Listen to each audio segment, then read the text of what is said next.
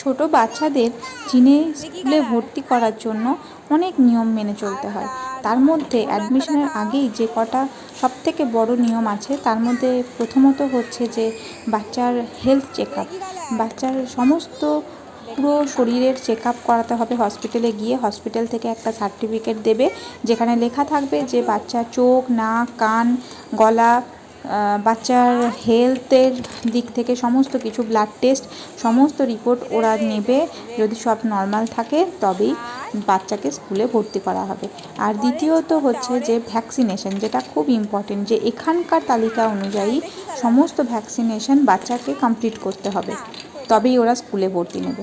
আর যে দুটো আছে ব্যাপার, সে দুটো হচ্ছে যে বাচ্চা নিজে নিজে খেতে শিখতে হবে, বাচ্চা নিজে নিজে ঘুমোতে শিখতে হবে, আর তার সাথে বাচ্চাকে অবশ্যই পটি ট্রেন্ড করিয়ে রাখতে হবে। মানে বাচ্চা যদি 2 বছরের বড় হয় বা 3 বছরের ছোট, তাহলে এই বয়সী বাচ্চাদের নিজে নিজে পটি করতে জানাটাও খুব দরকার।